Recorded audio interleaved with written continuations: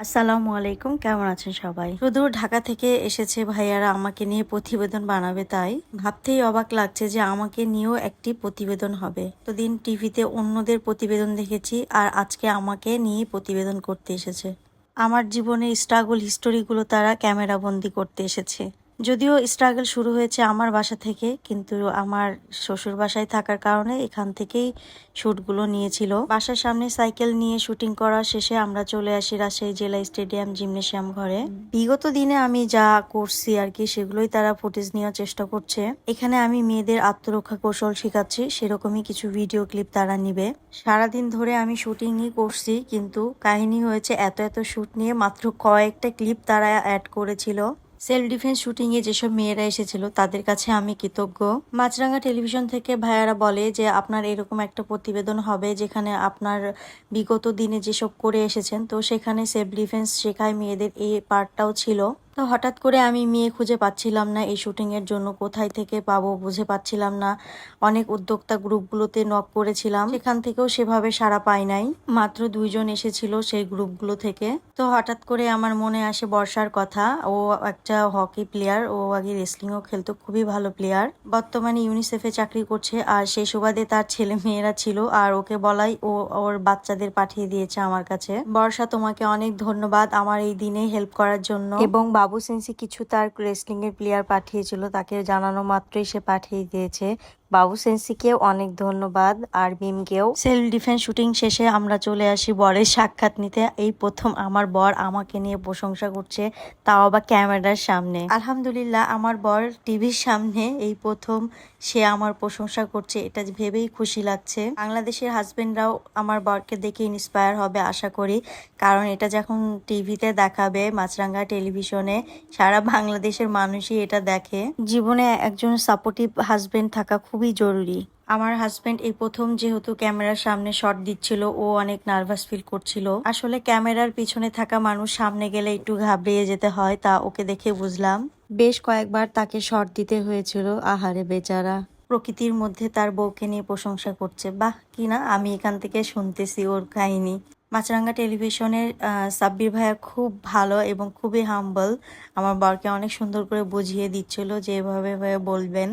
ভাইয়া হচ্ছে মাছরাঙ্গা টেলিভিশনের সাংবাদিকতায় আছে, আর উনি হচ্ছে এডিটর যত সম্ভব আমার মনে হয়, আর তমাল দাস হচ্ছে ভিডিও মেকার। আর এনারা যে এত হাম্বল, আর আমার খুবই ভালো লেগেছে ওনাদের সাথে থাকতে। আমার বরের শুটিংটা হয়েছিল 12 রাস্তার মোড় থেকে একটু সামনে একটা মসজিদের পেছনে, এলাকার নামটা আমি ভুলে গেছি। আমার বরের ইন্টারভিউটা আগে নিয়ে নেয়, কারণ তার আজকে ইভেন্ট ছিল এর জন্য। আর এখন হচ্ছে আমার সেন্সির ইন্টারভিউ হবে, এর জন্য আমরা প্লেস খুঁজে বেড়াচ্ছি যে কোথায় ইন্টারভিউ দিব। ভাইয়ারা এত মজার মানুষ ছিল, আপনারা দেখেই বুঝতে পারছেন। আর এই রাস্তাটা ভাইয়াদের পছন্দ হয়ে যায়, তাই ভাইয়ারা বলে যে আপনার এখানে একটা সাইকেলের শুট নিতে চাই। আর আমি ওই যে রেডি হয়ে সাইকেলের কতবার যে শট দিয়েছি। শট দিতে গিয়ে দেখছি যে মহিষ যাচ্ছিল, এখনো হচ্ছে লাঙ্গল দেয় জমিতে মহিষ দিয়ে, ভাবতেই ভালো লাগছে। গ্রামের ঐতিহ্য এখনো অনেক মানুষ ভুলে যায় নাই। তো ভাইয়ারা একবার এই রাস্তায় একবার ওই রাস্তায় এভাবে শট নিচ্ছিল, আর আমিও দিচ্ছিলাম।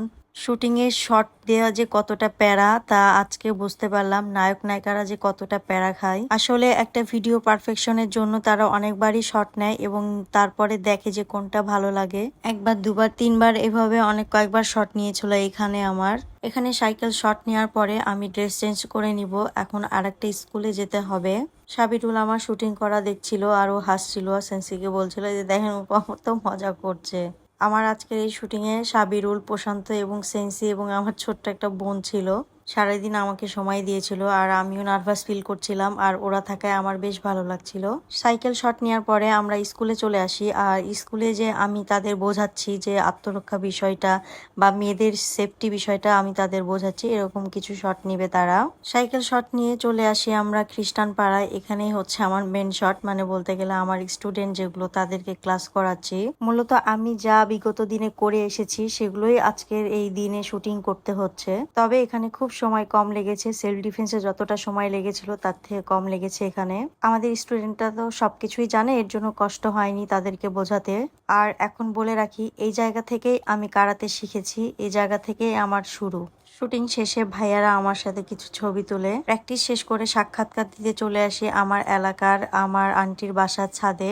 এখানে আমার জীবনে ঘটে যাওয়া সমস্ত গল্প তাদের কাছে শেয়ার করছিলাম। কখনো যে টিভির সামনে আমি এরকম ভাবে গল্প শেয়ার করতে পারবো ভাবি না, এবং আমার আম্মুকে টিভিতে দেখাবে ভাবতেই অবাক লাগছে, তাই না? আম্মু তো তার গল্প শোনাতে গিয়ে কান্না করে ফেলেছিল, আর এখানে আমরা সবাই ইমোশনাল হয়ে গেছিলাম।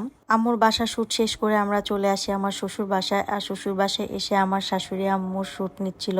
শাশুড়ি আম্মুকে জিজ্ঞাসা করছিল যে আপনার ছেলের বউ কেমন, এই খেলাধুলা করায় আপনার কেমন লাগছে। শাশুমার সাক্ষাৎকার নিয়ে চলে আসে আমাদের রুমে শট নিতে।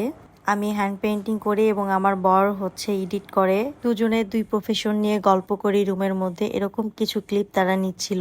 সারাদিন ধরে শুটিং করে রাত্রে শুটিং করে আমি বেশ ক্লান্ত। আমাকে নিয়ে যে প্রতিবেদনটা বানিয়েছে, আমাকে যারা ভালোবাসেন অবশ্যই দেখতে ইচ্ছা করছে। তাই বলে রাখি, 8ই মার্চ নারী দিবস উপলক্ষে মাছরাঙ্গা টেলিভিশনে সন্ধ্যা 8টায় সম্প্রচারিত হবে। সবাই ভিডিও করে পাঠাবেন কিন্তু আমাকে। সবাই ভালো থাকবেন, আমার জন্য দোয়া করবেন। আল্লাহ হাফেজ।